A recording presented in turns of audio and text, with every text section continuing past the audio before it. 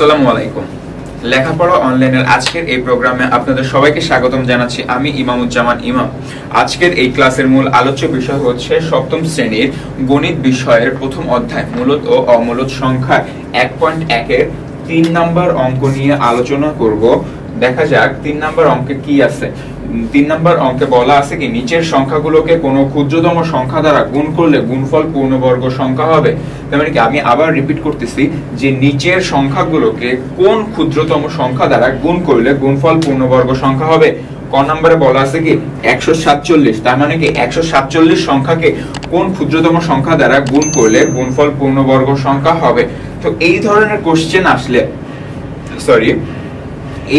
Question আসলে যে কোন ক্ষুদ্রতম সংখ্যা দ্বারা গুণ করলে গুণফল পূর্ণবর্গ সংখ্যা হবে, এর একটাই মেথড, সেইটা হচ্ছে কি আমরা মৌলিক গুণনীয়কের সাহায্যে প্রথমে বর্গমূল নির্ণয় করব। তারপরে আমরা ওই যে ভাইয়ারা দেখো আমরা পূর্ববর্তী লেকচারে জেনে এসেছি যে মৌলিক গুণনীয়কের সাহায্যে বর্গমূল নির্ণয়ের সময় হচ্ছে প্রতিটা জোড়া থেকে কমন জোড়া থেকে একটা করে নিতে হয়।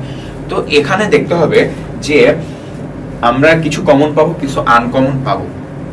যেগুলো কমন পাবো সেইগুলো থেকে দুইটা থেকে একটা নিব, আর যেইটা আনকমন পাবো সেইটাই হচ্ছে আমাদের সেই কাঙ্ক্ষিত সংখ্যা। যেই সংখ্যা দ্বারা গুণ করলে ক্ষুদ্রতম সংখ্যা, সেই সংখ্যা দ্বারা গুণ করলে গুণফল হবে একটি পূর্ণবর্গ সংখ্যা। মানে কি সেই সংখ্যা দ্বারা এই 147 কে, তো চলে আসি আমরা দেখি 147 কে গুণ করলে আমরা তাহলে একটা পূর্ণবর্গ সংখ্যা পাবো। তো চলে আসি আমরা দেখি ক নম্বরে কি বলা আছে। 147 কে আমরা লসাগু করি, 3 দিয়ে ভাগ যায়, তাহলে হচ্ছে কি 3 49 147, আর 49 একটি পূর্ণবর্গ সংখ্যা যার বর্গমূল 7। তার মানে 7 7 49। দেখেন এখানে একটা জোড়া আছে আর এখানে একটা 3 অবশিষ্ট আছে যার কোনো জোড়া নেই, নিঃসঙ্গ। তাহলে কি এই 3ই হচ্ছে আমাদের এই কাঙ্ক্ষিত সংখ্যা, যে মানে হচ্ছে এই 3 দ্বারা 147 কে গুণ করলে আমরা গুণফল পাবো পূর্ণবর্গ সংখ্যা। দেখেন 147 ইকুয়ালস হচ্ছে 3 × 7 × 7। এখানে হচ্ছে 3 জোড়াহীন, 7 হচ্ছে একটা জোড়া।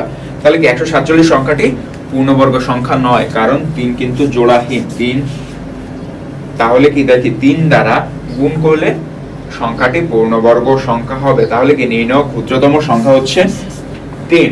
আশা করি তো সবাই বুঝতে পেরেছি আমরা।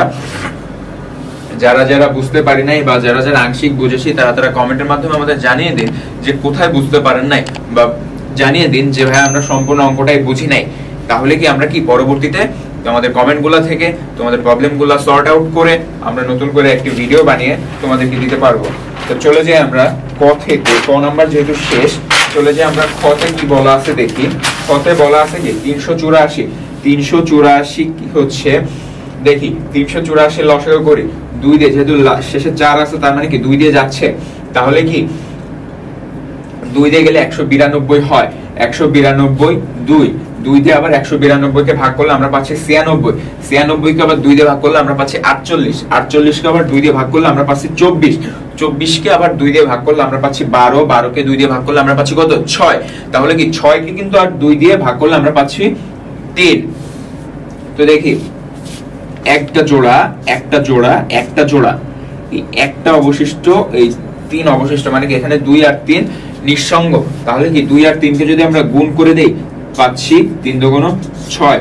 আমাদের নির্ণয় ক্ষুদ্রতম সংখ্যাটি হচ্ছে এই 6। তাহলে কি দেখো এখানে আমরা কিন্তু পেয়ার আপ করে দেখাইছি, একটা জোড়া, দুইটা জোড়া, তিনটা জোড়া, 2 নিঃসঙ্গ, 3 নিঃসঙ্গ।